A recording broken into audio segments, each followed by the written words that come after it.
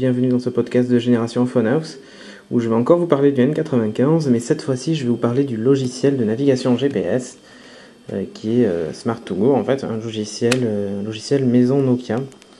Donc je vais le lancer de suite. Je vais en fait faire le tour avec vous des différentes fonctions et des limites de ce logiciel. Je le comparerai en fait avec son concurrent direct dans la gamme Nokia, qui est le 6110 Navigator, qui lui est sous Route 66. Donc on verra les différents avantages de l'un et de l'autre. Voilà. Déjà vous pouvez voir la comparaison au niveau de l'écran, c'est pas la même chose. Donc on va commencer de suite par le N95. Alors, voilà, on va zoomer au maximum. Au niveau du logiciel, donc vous voyez ici il y a écrit pause GPS. Le principe c'est que si j'appuie sur cette touche là, il m'amène directement à ma position GPS. Donc là, elle est erronée en fait, là c'est ma dernière position, puisqu'ici on peut le voir, je ne capte pas de satellite, je suis en intérieur. Une boussole et l'indication, et une échelle en fait, qui va m'indiquer, qui me donner à peu près un aperçu des distances. Je vais dans le menu options. Ah oui, à noter aussi en haut, vous avez en fait l'adresse de la zone que vous survolez avec le curseur. Et je vais monter. Voilà, là je suis rue du 11 novembre. Et ainsi de suite. Allée des sources. Voilà, allée de l'Écluse. Et ainsi de suite. Je vais prendre par exemple la rue d'Hydro. Là je suis au 4. Là je suis au 2. Là je suis au 3, là je suis au 5, et ainsi de suite. Donc c'est pas mal, c'est assez précis, je trouve ça efficace. Je vais dans le menu options. Donc là j'ai position sélectionnée. Alors le principe c'est que en fait là où est situé mon curseur, j'ai le choix. Je peux planifier un itinéraire vers cette position là. Je peux naviguer directement vers cette position là. Je peux envoyer la position par SMS. Je peux sauvegarder la position dans mes favoris, ou je peux rechercher à proximité un parking, tout ce que je veux. Oui. Donc là, je vais faire une recherche à proximité. Je vais prendre transport. Je vais prendre toutes les gares. Donc il est en train de rechercher. Là, il est connecté en fait au réseau 3G. Il recherche et voilà. Et donc là, je vois la gare de Suresnes-Longchamp du tram, Suresnes-Mont-Valéry, ainsi de suite. Je vais sélectionner la gare de Suresnes-Longchamp et il va me l'afficher en fait sur la carte. Alors, en haut j'ai un onglet, j'appuie sur la droite et là j'ai les détails sur donc le lieu que j'ai sélectionné avec le numéro de téléphone, la distance par rapport au lieu où je suis, voilà, et l'adresse exacte. Donc c'est quand même bien fait. Ensuite je peux passer en mode plein écran, ce qu'ils appellent le mode plein écran, c'est-à-dire qu'en fait je reviens sur ma carte de départ. Et là, je peux éventuellement définir donc la position comme mon itinéraire. Je peux planifier un itinéraire vers cette position-là. Je vais le faire. Voilà. Donc ma destination, c'est la gare. Position actuelle, il ne la connaît pas puisqu'évidemment je suis en intérieur, donc je vais lui en définir une autre. Alors j'ai le choix, donc ou une position GPS, c'est-à-dire celle où je suis actuellement, ou ce qu'ils appellent un point de repère. En fait, c'est un POI, hein, tout simplement, un point d'intérêt. Ou un emplacement récent, ou à partir de la carte, je sélectionne sur la carte directement, ou à partir du guide, parce qu'il y a des petits guides de ville qui sont assez sympathiques, ou l'adresse. Bon, mais là, je vais tout simplement prendre à partir de la carte. Donc, je veux mon itinéraire depuis... On va retourner... Voilà. Rue d'Hydro. Depuis le 2 rue d'Hydro. Donc je vais le sélectionner en appuyant sur le bouton qui est ici. Voilà. Donc depuis la rue d'Hydro jusqu'à la gare, je veux donc qu'il me calcule, qu'il m'affiche l'itinéraire. Donc il le calcule. Voilà. Donc c'est assez simple, hein. Donc là pareil, système d'onglet, j'appuie sur la droite. Et là j'ai un résumé, je vois la distance, le trajet en minutes. Le mode de transport, donc là je l'ai sélectionné à pied, donc il me faut 10 minutes pour rejoindre la gare depuis l'adresse. Voilà, donc là je vais dans options et j'ai le choix où je démarre la navigation vers le lieu, ou le guidage, donc j'ai un guidage vocal, ou une simulation. Donc dans notre cas, je vais... alors je peux aussi l'afficher sur la carte, l'itinéraire, je vais vous montrer. Voilà. Donc je vais démarrer la simulation, vous allez voir. Au bout de 150 mètres, tournez à droite, tournez à droite. Donc là, je tourne à droite. Donc, petit défaut, je lui ai demandé... Je lui ai demandé une navigation à pied. Et déjà, il me fait faire un petit détour. Et puis surtout, je marche pas à 50 km/h. Enfin, ça saurait. Donc voilà, il m'indique la distance avant d'arriver, ainsi que le temps. Et la voie sur laquelle je suis. Je vois le nord. Et ici, donc, la prochaine instruction, il faut que je tourne à droite.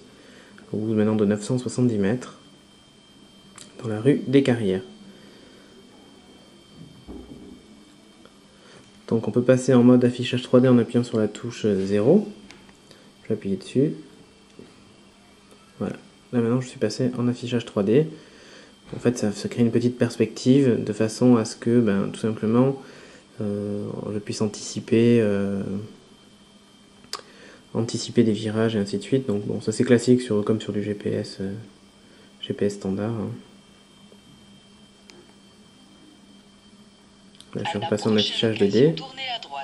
Voilà, la prochaine occasion, tourner à droite. Donc, on va laisser tourner à droite.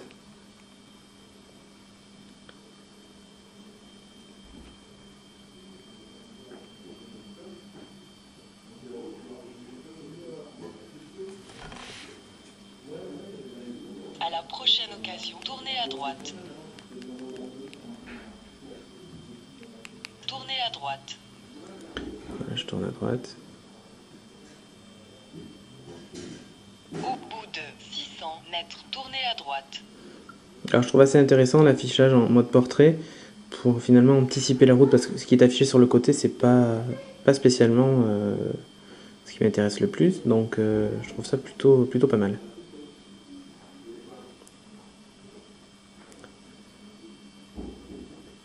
Au bout de 250 mètres, tournez à droite.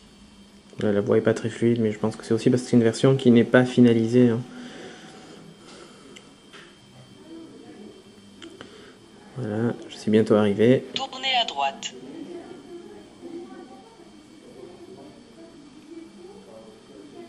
Au bout de 200 mètres, vous êtes arrivé à destination. Voilà, plus que 200 mètres et j'y suis.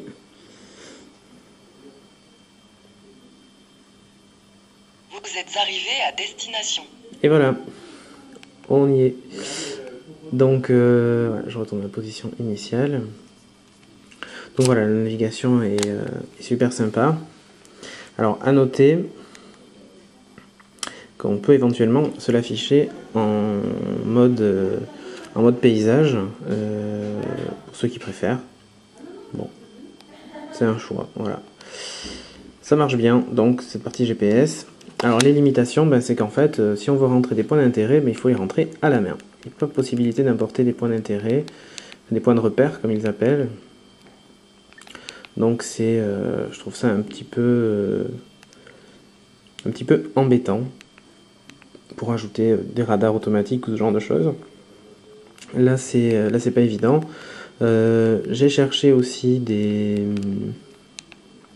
comment ça s'appelle, des add-ons, enfin, ou des suppléments à télécharger, à part des guides de ville en fait. Donc ça reste exceptionnel, voilà. Guide de ville, bon, j'ai rien trouvé d'exceptionnel, donc bon, je vais pas me mettre à jour. J'ai pas trouvé en fait la possibilité donc de rajouter mes points d'intérêt, je trouve ça un petit peu dommage. Ajouter navigation, alors ça c'est intéressant. C'est en fait ici que vous allez acheter tout simplement l'option navigation. Donc je vais vous montrer les tarifs actuels. Donc il me dit que je dispose déjà d'une licence pour cette région là évidemment, donc je vais en choisir une autre. Donc je vais prendre le pays alpin par exemple. Voilà, donc si je veux une licence de 3 ans, ça me coûte 70 euros en fait, enfin 69,99 euros. L'achat d'une licence d'un an, c'est 60 euros. Acheter une licence de 30 jours, c'est 7,90 € et une licence de 7 jours, c'est 6,49 €. Ou si vous disposez déjà d'un code de licence, vous pouvez le rentrer directement ici. Donc je vais acheter une licence de 7 jours, voilà, et là il me propose de payer directement en ligne, donc c'est sympa, par paiement sécurisé. Je prends Visa, et là en fait vous tapez votre numéro de carte, numéro de vérification de la carte, mois, année, vous continuez, il vous demande votre adresse email en fait, ainsi que votre nom pour valider le paiement, et vous recevez votre numéro de licence. Donc ça marche bien, pas besoin d'avoir un PC finalement pour pouvoir acheter cette navigation. Voilà, bon, pas de défaut, enfin si, défaut majeur dans le sens où ouais, les points d'intérêt c'est un petit peu fastidieux de les gérer, il faut voir si une application PC va sortir pour pouvoir éventuellement les mettre à jour. Sinon la navigation est sympa, c'est relativement fluide, bon surtout c'est un mobile qui fait ça, donc il faut quand même pas l'oublier, avec un GPS intégré, ça marche bien, rien à dire de ce côté-là. Voilà. Alors, pour le comparer à son concurrent direct qui est Route 66, alors évidemment, Route 66 est légèrement plus complet, mais ça doit être une habitude aussi, une habitude de chez eux. Alors, voilà, là on a la possibilité d'acheter ces... ouais, évidemment. J'ai pas de carte SIM dedans donc je ne pourrais pas vous montrer, mais on a la possibilité d'acheter donc les indications des radars et ainsi de suite, mais on peut aussi les importer comme sur un GPS sur PDA et ainsi de suite. On citera pas des sites comme alertgps.com et tout ça qui donc permettent de télécharger toutes ces informations sur GPS. Donc voilà. Alors au niveau du logiciel, effectivement, j'ai tendance à préférer quand même Route 66. Par contre, j'en ai un avantage à celui de Nokia, c'est qu'en fait, il est parfaitement intégré au menu et ainsi de suite.